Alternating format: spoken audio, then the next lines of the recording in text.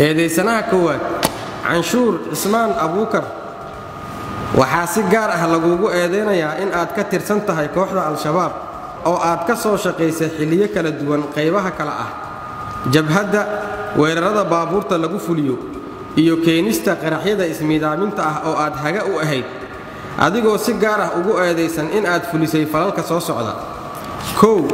taariikhdu markay ahayd 15 bishii 8 2017 waxaad weerar ku qaaday adiga iyo laba ruux oo kale gaari Hartobland Grusel ah oo ay saarnaayeen hal qoys oo ah reer Xasan Cabdi Cawad oo ka mid ah maamulka shirkadda Dahabshiil taariikhdu markay ahayd 27 bishii 9 2017 isgooska Via Roma ee degmada Xamarweyne waxaad ku weerarteen gaari ay saarnaayeen labada marxuum ee kala ah marxuumad Canab Cabdullaahi Xaashi oo ahayd xogayihii guud ee ururka haweenka qaranka marxuum Axmed Jaamac Xirsi oo ahaa wiil ay dhashay gudoomiyaha ururka haweenka qaranka gaarigaas oo aasna rasaas tacshiirad ah aad ku furteen ayna ku geeriyoodeen labada marxuum ee sare ku xusan taariikhdu markay ahayd 9 bishii 11 2018 waxaad qayb ka ahayd qaraxii ka dhacay hotel Saxafi adigoo hogaaminaya saddexdii baabuur ee qaraxyada ismiidaaminta ahaa ee iyo weerarkii hubeysnaa oo ku nafwaayay Cabdifataax Cabdirashiid Ilqayte maamulihii hotel Saxafi iyo 31 qofood oo kale kuna dhaawacmeen 69 ruux oo shacab ah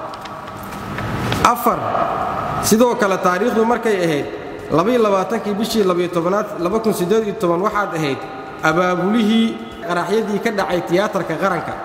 halkaas oo ay ku geeriyoodeen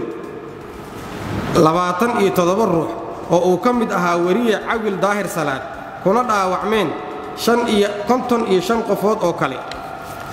iyadoo ciidamada amnigu ay ku soo qabteen kadib markii aad uga degtay gaariga labaad ee saarufka ahaa taalada daljirka Daahsoon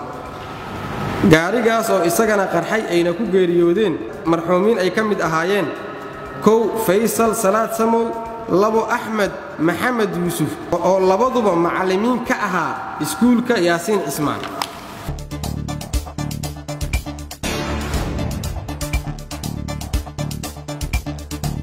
eedeysanaha labaad Maxamed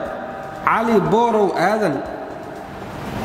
waxaad ku eedeysan tahay in aad ka tirsan tahay kooxda Al-Shabaab waxaad si gaar ah ugu eedeysan tahay in aad ka tirsan tahay qaybta qaraxyada isla markaana qayb ka ahayd sahmintii iyo qaraxii lagu weeraray degmada Howlwadaag 2 bishii 9 2018 oo sababay dhimashada 8 ruux iyo dhaawaca 27 ruux oo kale sidoo kale waxaa qayb ka ahayd adiga iyo eedeysanaha koowaad qaraxii ka dhacay tiyaatarka qaranka oo aad wada ka ahaydeen gaariga labaad oo ku qarxay daljirka Daahsoon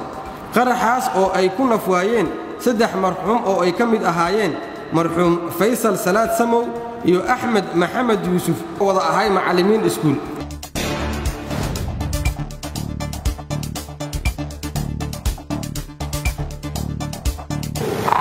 canshuur da'diisa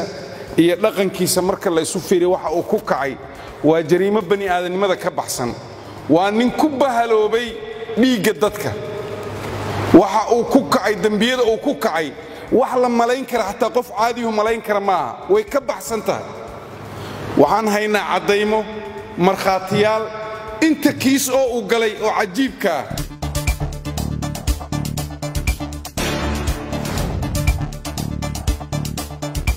maxkamaduna waxay go'aamisay in mar kale